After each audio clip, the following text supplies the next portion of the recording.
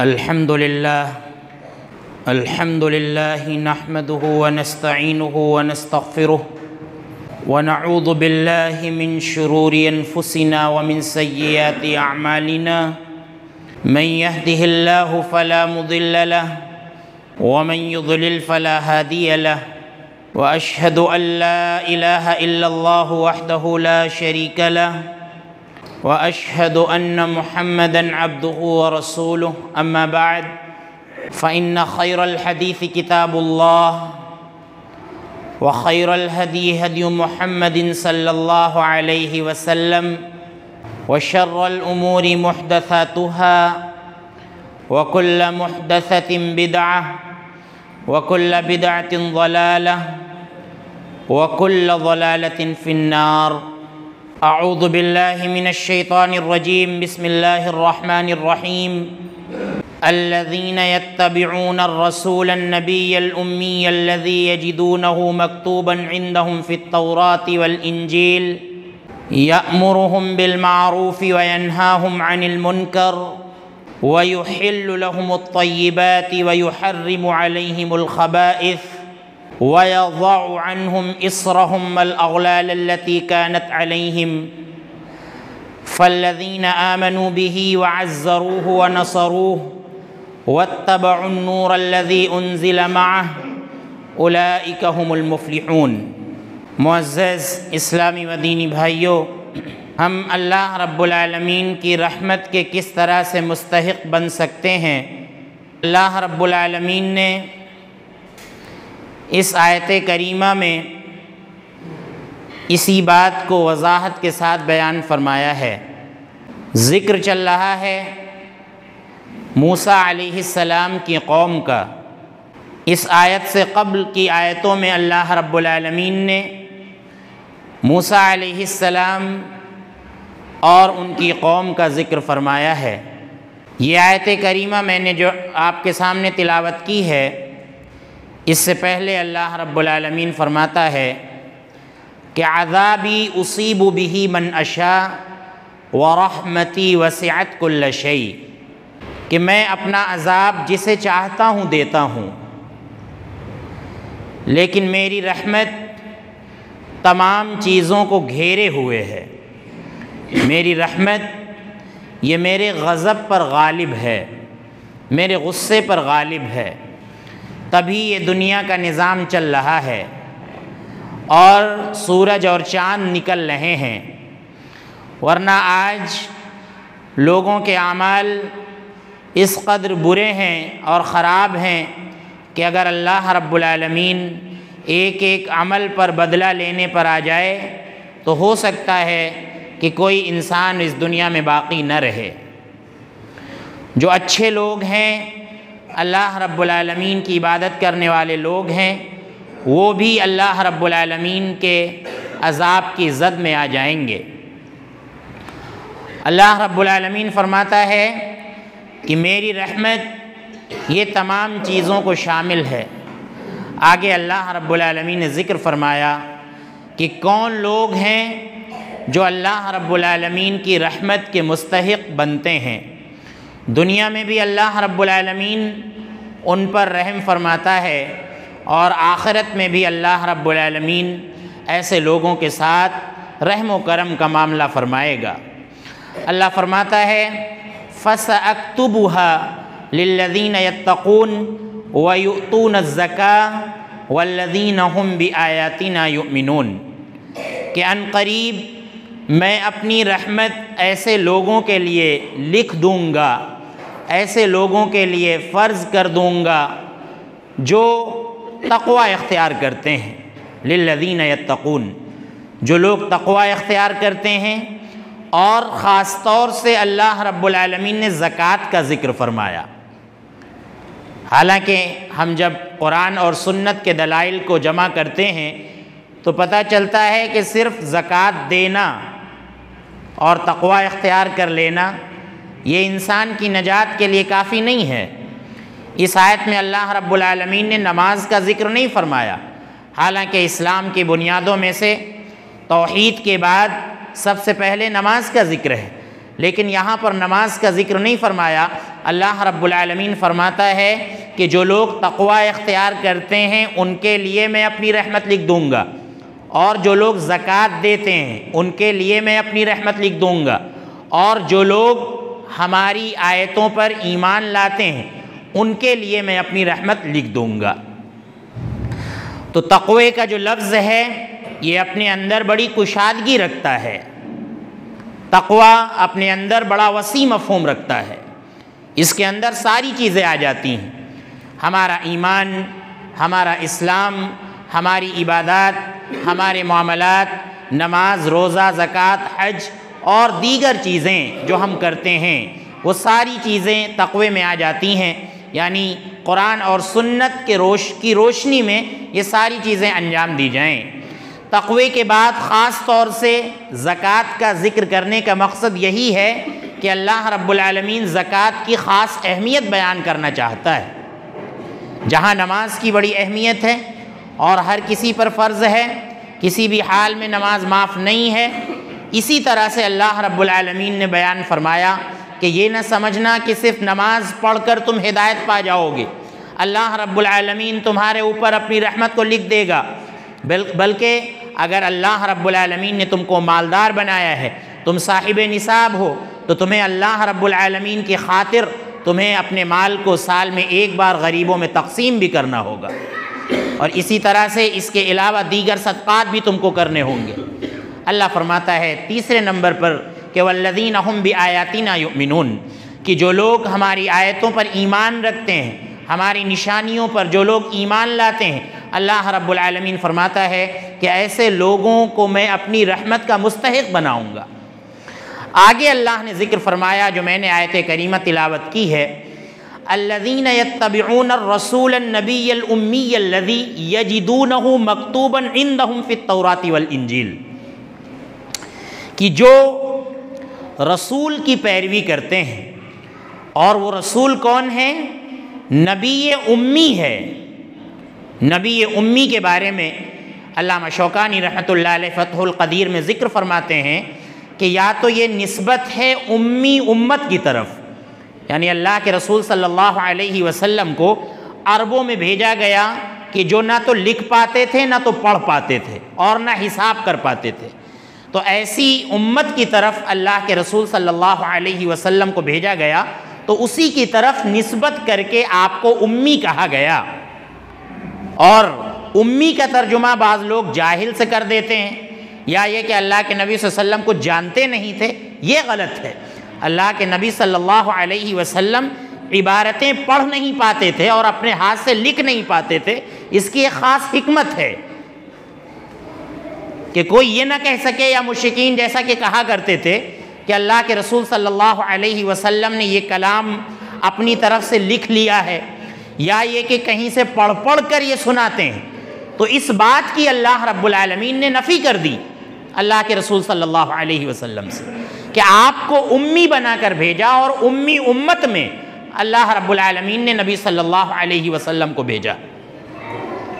اور دوسرا مطلب علامہ شوکانی رحمۃ اللہ علیہ نے بیان کیا ہے کہ یہ نسبت ہے کی طرف۔ عربی میں ماں کو بولتے ہیں، امی مطلب جیسا ماں کے پیٹ سے پیدا ہوا لڑکا اسی طرح سے تھا، یعنی اللہ کے رسول صلی اللہ علیہ وسلم جس طرح سے ماں کے پیٹ سے پیدا ہوئے،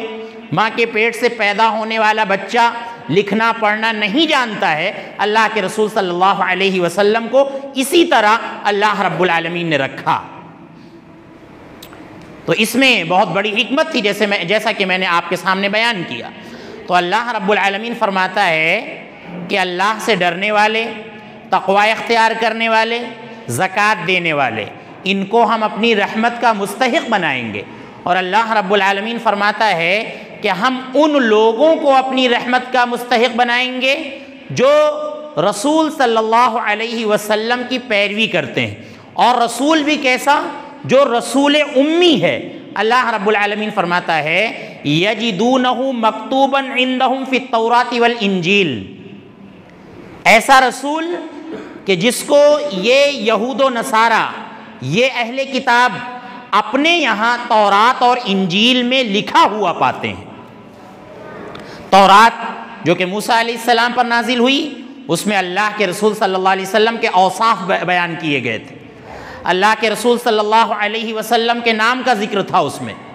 انجیل جو عیسیٰ علیہ السلام پر نازل ہوئی، اللہ رب العالمین نے انجیل کے اندر اللہ کے رسول صلی اللہ علیہ وسلم کے خصائص کا ذکر فرمایا، بلکہ سورۃ الصف میں جو ہے اس کی وضاحت بیان فرمائی کہ وَمُبَشِّرًا بِرَسُولٍ يَأْتِي مِن بَعْدِ اسْمُهُ احمد۔ عیسیٰ علیہ السلام نے کہا کہ میں اپنے بعد تمہیں ایک ایسے رسول کی بشارت دینے والا ہوں کہ جس کا نام احمد ہوگا۔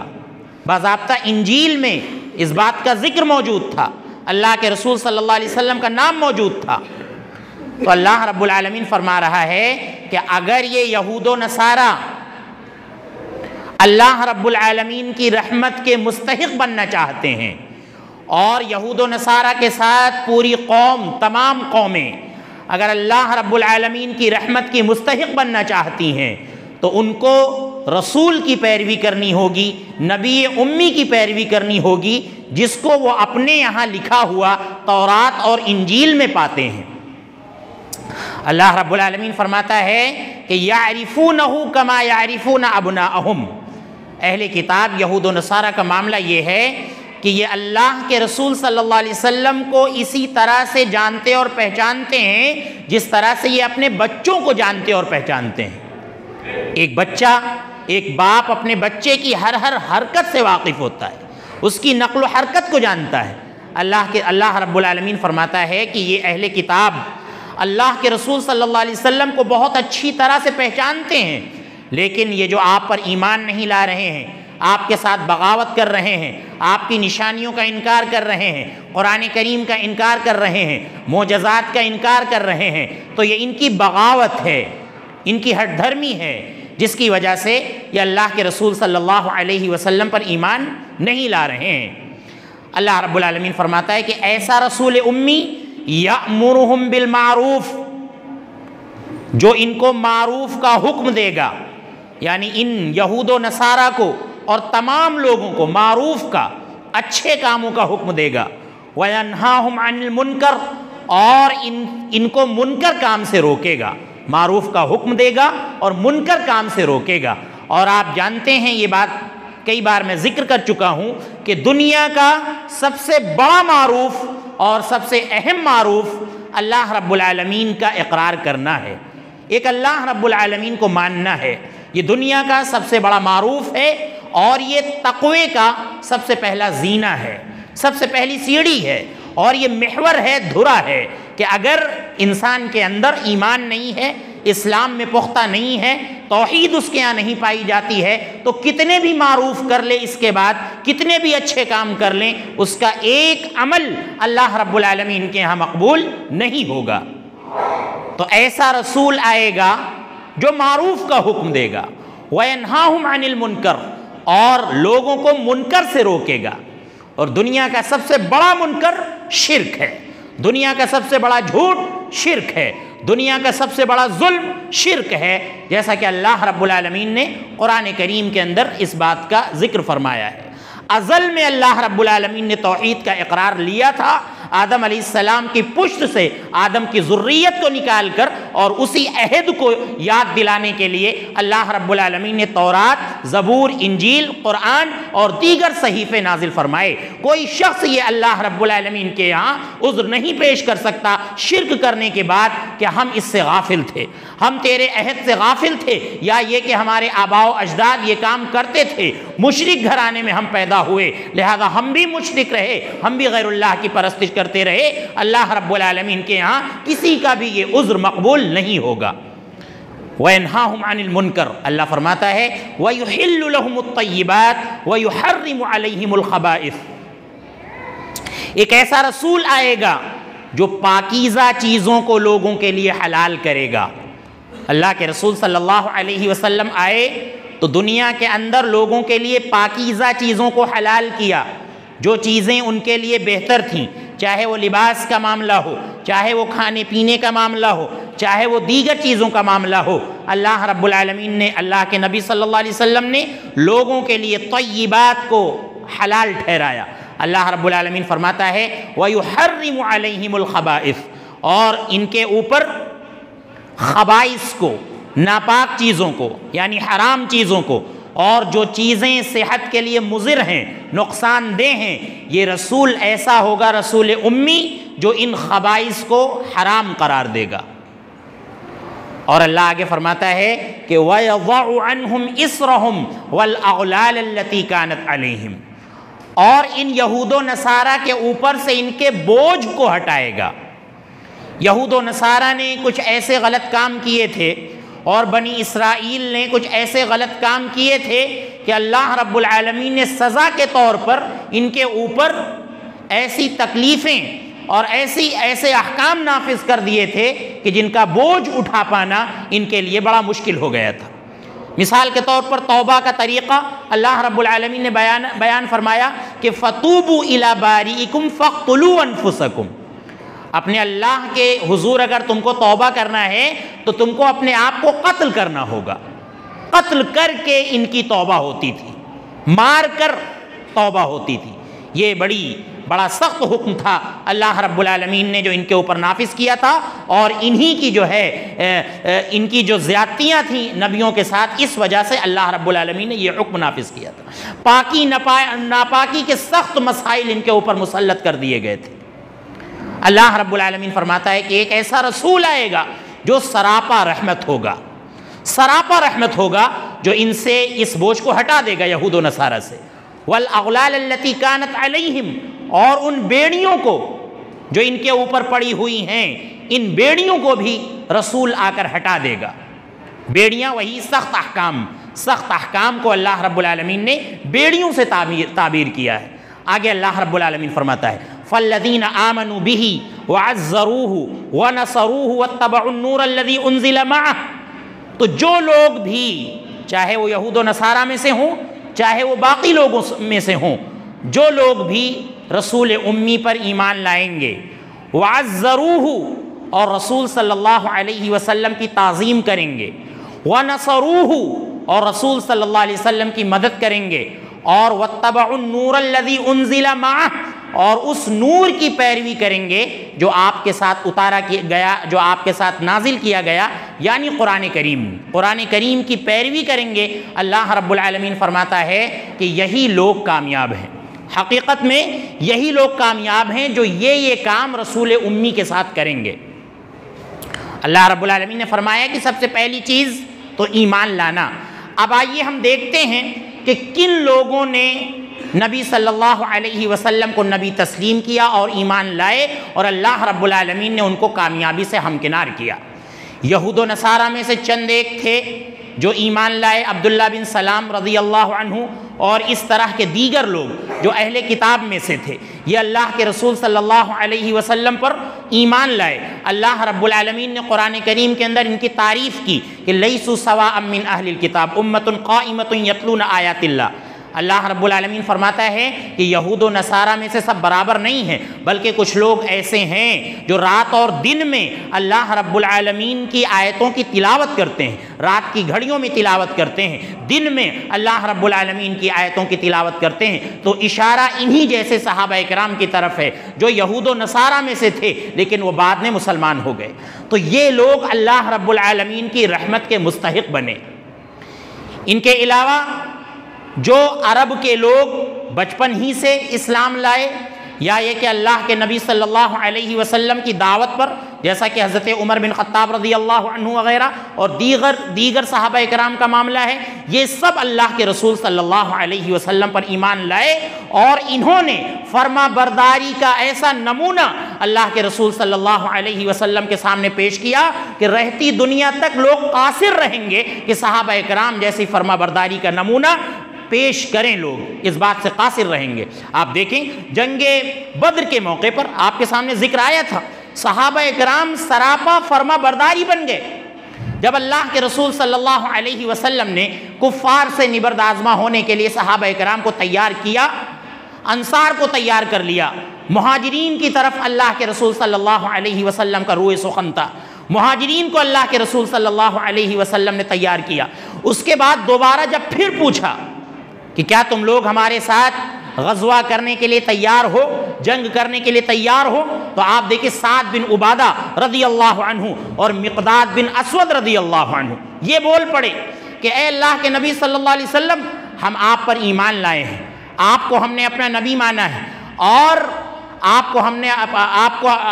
کو اپنا رسول مانا ہے، اور آپ اگر ہمیں سمندر میں کودنے کے لیے کہیں گے اس وقت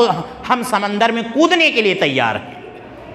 اور مقداد بن اسود رضی اللہ عنہ نے اس سے بڑی بات کہی کہ اللہ کے نبی صلی اللہ علیہ وسلم، اگر آپ کا روئے سخن اگر میری جانب ہے، ہم لوگوں کی طرف ہے، تو آپ کو میں بتا دوں کہ اے نبی صلی اللہ علیہ وسلم، آج میں وہ نہیں کہوں گا جو موسیٰ علیہ السلام سے موسیٰ علیہ السلام کی قوم نے کہا تھا۔ موسیٰ کی قوم نے کہا تھا فَاذْهَبْ أَنْتَ وَرَبُّكَ فَقَاتِلَا إِنَّا هَاهُنَا قَاعِدُونَ، اے موسیٰ تم جاؤ، تم لڑو، تمہارا رب لڑے، ہم لڑنے کے لیے نہیں جائیں گے، ہم یہیں بیٹھے رہیں گے۔ جب فلسطین جب فتح ہو جائے گا، بیت المقدس فتح ہو جائے گا، تب ہم اس میں داخل ہو جائیں گے، لیکن ہم لڑیں گے نہیں۔ مقداد بن اسود رضی اللہ عنہ نے کہا کہ اے نبی صلی اللہ علیہ وسلم، ہم یہ کام نہیں کریں گے، ہم یہ کام نہیں کر سکتے ہیں۔ تو فرما برداری کا جو نمونہ صحابہ کرام نے پیش کیا، یقیناً وہ رہتی دنیا تک کوئی پیش نہیں کر سکتا ہے، اسی لیے وہ اللہ رب العالمین کی رحمت کے مستحق بنے۔ آپ کے سامنے غزوہ احد کا ذکر آیا۔ غزوہ احد میں درے پر، پہاڑوں کے درے پر صحابہ کرام کو مقرر کیا تھا اللہ کے رسول صلی اللہ علیہ وسلم نے 50 صحابہ کرام کو، اس میں بھی آپ دیکھیں سراپا فرما برداری بنے رہے صحابہ کرام۔ صحابہ کرام میں جو وہاں پر اختلاف ہوا تھا وہ اجتہادی اختلاف ہوا تھا، صحابہ کرام نے جان بوجھ کر غلطی نہیں کی تھی، بلکہ اجتہادی اختلاف ہوا تھا۔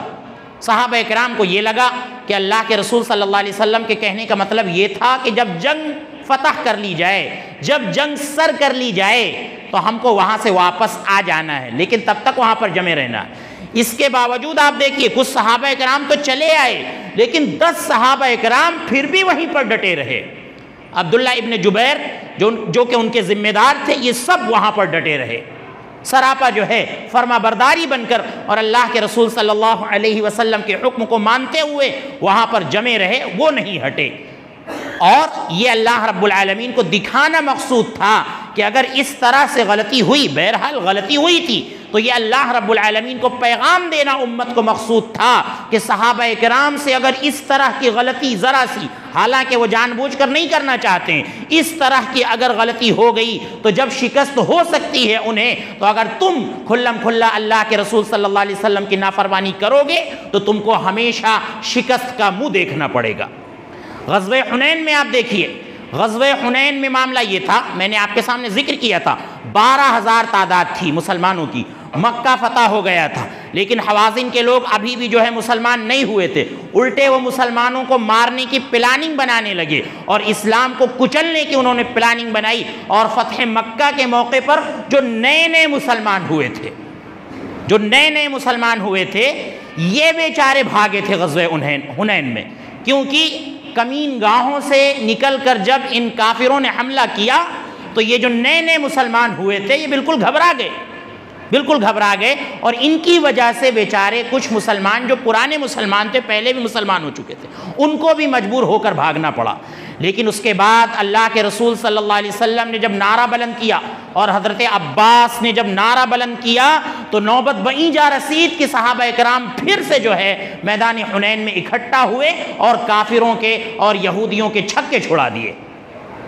سب اللہ کے رسول صلی اللہ علیہ وسلم کہہ رہے تھے انا النبی لا کذب انا ابن عبد المطلب، کہ میں نبی ہوں، میں کوئی جھوٹا نبی نہیں ہوں، میں جھوٹ نہیں بولتا ہوں، میں عبد المطلب کی اولاد میں سے ہوں، لہذا میدان جہاد میں اگر میں ڈٹ جاتا ہوں تو پھر مجھ کو کوئی ٹال نہیں سکتا ہے۔ اللہ کے رسول صلی اللہ علیہ وسلم چند صحابہ کرام کو لے کر وہاں پر جمع تھے، حضرت عباس رضی اللہ عنہ آواز بلند کر رہے تھے، اور صحابہ کرام پھر سے اکٹھا ہوئے۔ تو یہ نہ کہا جائے کہ تمام صحابہ کرام کے ایمان میں کچھ کمزوری تھی، یا یہ کہ میدان جہاد سے بھاگنا جیسا کہ کبیرہ گناہ ہے تو صحابہ کرام میدان سے بھاگ کھڑے ہوئے، ایسا معاملہ ہرگز نہیں تھا۔ اور اسی طرح سے آپ دیکھیے، آپ کے سامنے ذات انوات کا ذکر آیا تھا، وہاں بھی معاملہ یہی تھا، صحابہ کرام بالکل ان کا عقیدہ بالکل مضبوط تھا اس تعلق سے کہ کوئی بھی درخت اس لائق نہیں ہے کہ وہ جو ہے کچھ ہمیں دے سکے، کچھ ہمیں عطا کر سکے۔ بس ان کے اندر لوگوں کو دیکھ کر یہ خیال آیا کہ اگر اللہ کے رسول صلی اللہ علیہ وسلم اس کو تبرک کی جگہ بنا دیں گے تب یہ ہمارے لیے بہتر ہو جائے گا، تب یہ ہمارے لیے بہتر ہو جائے گا۔ بس یہ ذرا سا خیال آیا تھا، تو اللہ کے رسول صلی اللہ علیہ وسلم نے ان کو مثال دے کر یہ سمجھایا تھا کہ اس طرح کی باتیں نہ پوچھا کرو، یہ تو تمہارا ویسی سوال ہے جس طرح سے موسیٰ علیہ السلام کی قوم نے موسیٰ علیہ السلام سے کہا تھا کہ اجعل لنا الہا کما لہم آلہہ، کہ ہمارے لیے بھی معبود بنا دو جس طرح سے ان کے معبود ہیں۔ تو صحابہ اکرام ہر معاملے میں ہمارے لیے نمونہ ہیں، اور یہ بات ہم کئی بار ذکر کر چکے ہیں کہ اگر ہمارا جو گناہ کرنے کا طریقہ ہے، اگر ہم گناہ بھی صحابہ اکرام کی طرح کریں کہ گناہ ہو جانے کے بعد جتنی ان کو پشیمانی ہوتی تھی، جتنی شرمندگی ہوتی تھی، اور اللہ رب العالمین کے حضور جب وہ سچی توبہ کرتے تھے، وہ جذبہ اگر ہمارے اندر موجود ہو جائے تو اللہ رب العالمین آج ہمیں ہمارے گناہوں پر کامیابی عطا فرما دے گا۔ جوہینہ کی عورت نے، صحابیہ تھی، ان سے جب غلط کام سرزد ہو گیا تھا، اللہ کے رسول صلی اللہ علیہ وسلم نے ان کو کئی مرحلے کے بعد رجم کرنے کا حکم دیا۔ تو حضرت عمر رضی اللہ عنہ آگے بڑھے، اللہ کے نبی صلی اللہ علیہ وسلم اس رجم کی ہوئی عورت جو غلط کام کی وجہ سے رجم کی گئی تھی اس کی نماز جنازہ پڑھانے کے لیے آگے بڑھے، تو حضرت عمر نے آپ کو روک لیا کہ اے نبی صلی اللہ علیہ وسلم، آپ اس عورت کی نماز جنازہ پڑھانے جا رہے ہیں، وقت زنت، اس نے تو بدکاری کی ہے، غلط کام کیا ہے۔ اللہ کے رسول صلی اللہ علیہ وسلم نے اس موقع پر فرمایا کہ اے عمر، تم یہ کیا بات کہہ رہے ہو؟ لَقَدْ تَابَتْ تَوْبَةً لَوْ قُسِمَتْ بَيْنَ 70 مِنْ أَهْلِ الْمَدِينَةِ لَوَسِعَتْهُمْ، اس عورت نے ایسی توبہ کر لی ہے کہ اگر مدینے کے 70 لوگوں میں وہ توبہ تقسیم کر دی جائے تو اللہ رب العالمین سب کی مغفرت فرما دے گا۔ اللہ کے رسول صلی اللہ علیہ وسلم نے آگے فرمایا کہ اے عمر، کیا اس سے بھی افضل کوئی بات ہو سکتی ہے کہ اس عورت نے اپنی جان کو اللہ کی خاطر پیش کر دیا، اللہ کی خاطر اپنی جان کو پیش کر دیا، اس سے زیادہ افضل کوئی بات ہو سکتی ہے؟ تو پتہ یہ چلا کہ صحابہ اکرام اللہ کے رسول صلی اللہ علیہ وسلم کی جس انداز سے فرما برداری کرتے تھے، اور صحابہ اکرام کو اللہ رب العالمین نے جس انداز سے ہمارے لیے نمونہ بنایا ہے، اگر اسی انداز سے ہم صحابہ اکرام کی پیروی کریں، صحابہ اکرام کے نقش قدم پر چلیں، تو یقیناً آج ہم اللہ رب العالمین کی رحمت کے مستحق بن سکتے ہیں، اللہ رب العالمین ہمارے اوپر رحم فرمائے گا۔ آپ دیکھیں یہود و نصارہ یہ اللہ رب العالمین کی رحمت کے مستحق نہیں بن پائے، کیونکہ نبی امی کی انہوں نے پیروی نہیں کی، رسول صلی اللہ علیہ وسلم کو رسول اور نبی نہیں مانا، اور ہر آن اللہ کے رسول صلی اللہ علیہ وسلم کی نافرمانی کرنے پر تلے رہے۔ وہیں صحابہ اکرام کا معاملہ یہ تھا کہ اللہ رب العالمین نے نبی صلی اللہ علیہ وسلم کی پیروی کرنے کی وجہ سے انہیں اس قدر رحمت و شفقت سے نوازا کہ اللہ رب العالمین نے فرما دیا کہ وَكَرَّهَ إِلَيْكُمُ الْكُفْرَ وَالْفُسُوقَ وَالْعِصْيَانَ، کہ تم ایسی ذات ہو اور تم ایسی نفوس قدسیہ ہو کہ اللہ رب العالمین تمہارے لیے نافرمانی کو پسند کرتا ہے، تمہارے لیے فسق کے کاموں کو پسند کرتا ہے، تمہارے لیے نفاق کے کاموں کو اور تمہارے لیے کفر کے کاموں کو ناپسند کرتا ہے۔ اللہ رب العالمین نے آگے فرمایا صحابہ اکرام کے دلوں کی گواہی دیتے ہوئے کہ یبتغون فضلا من اللہ ورضوانا، کہ یہ جو رکوع کرتے ہیں، سجدہ کرتے ہیں، ظاہری عبادت ہم دیکھتے ہیں لیکن کسی کے دل میں ہم گھسے نہیں ہوتے ہیں، لیکن اللہ رب العالمین نے ان کے دل کی گواہی دیتے ہوئے فرمایا کہ یبتغون فضلا من اللہ ورضوانا، یہ اگر سجدہ کرتے ہیں تو یہ صرف اللہ رب العالمین کا فضل چاہتے ہیں، یہ اگر رکوع کرتے ہیں تو یہ اللہ رب العالمین کا فضل چاہتے ہیں۔ اسی لیے اللہ رب العالمین نے فرمایا کہ فَإِنْ آمَنُوا بِمِثْلِ مَا آمَنْتُمْ بِهِ فَقَدِ اهْتَدَوْا، کہ اگر دنیا کے تمام لوگ اس طرح سے ایمان لائے جس طرح سے تم لوگ ایمان لائے ہو اے صحابہ اکرام، فَقَدِ اهْتَدَوْا، تو ان سب کو ہدایت مل جائے گی اور یہ سب اللہ رب العالمین کی رحمت کے مستحق بن جائیں گے۔ غیر سبیل المؤمنین کا ذکر کیا کہ مومنوں کے راستے سے ہٹ کر جو لوگ راستہ تلاش کرتے ہیں، وَيَتَّبِعْ غَيْرَ سَبِيلِ الْمُؤْمِنِينَ، اللہ رب العالمین فرماتا ہے تو مومنوں کے راستے سے ہٹ کر جو راستہ ہے وہ وہی راستہ ہے جو صحابہ اکرام کے علاوہ دوسرا جو راستہ ہے، صحابہ اکرام کے راستے کے علاوہ جو راستہ ہے، ورنہ مومنین سے مراد یہاں پر صحابہ اکرام ہیں کہ جن کے نقش قدم پر اگر چلا جائے، جن کی پیروی کی جائے، اور جن کے نقش قدم پر چل کر اگر رسول امی کی پیروی کی جائے تو اللہ رب العالمین فرماتا ہے کہ ایسے لوگوں کو ہم اپنی رحمت کا مستحق بنا دیں گے۔ لہذا خلاصہ کلام یہ نکلا کہ آج ہم اللہ رب العالمین کی رحمت کے محتاج ہیں۔ اللہ رب العالمین کی رحمت کی ہمیں اشد ضرورت ہے، کیونکہ ہم بہت پریشان ہیں۔ پوری دنیا میں ہمیں ہراساں کیا جا رہا ہے، پریشان کیا جا رہا ہے، ہر طرف سے ستایا جا رہا ہے، اور آپ دیکھ لیجئے ہمارے گناہوں کی وجہ سے دیگر مسلمان جو ہے پریشان حال ہیں، وہ پریشان کیے جا رہے ہیں۔ لہذا اگر ہمیں اللہ کے رسول صلی اللہ علیہ وسلم کی رحمت کا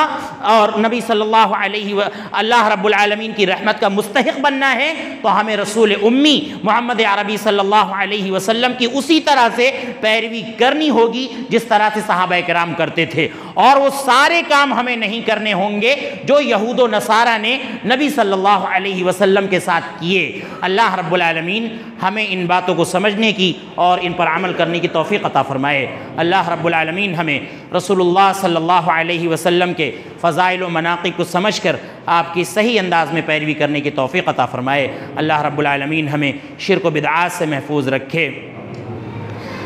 دعوت دین کے مشن کو آگے لے کر چلنے کی توفیق عطا فرمائے۔ اے اللہ، جن بھائیوں نے دعا کی گزارش کی ہے اور جنہوں نے دعا کی گزارش نہیں کی ہے، اے اللہ ان کی تمام جائز تمناؤں کو قبول فرما۔ اگر وہ بیمار ہیں تو انہیں شفائے کاملہ عاجلہ عطا فرما۔ شبیر بھائی جو اسی محلے میں رہتے ہیں، مسجد میں نماز پڑھنے بھی آتے ہیں، وہ آج کل بہت بیمار ہیں اور ڈاکٹروں کے کہنے کے مطابق وہ کومے کی حالت میں جانے والے ہیں۔ آپ لوگوں سے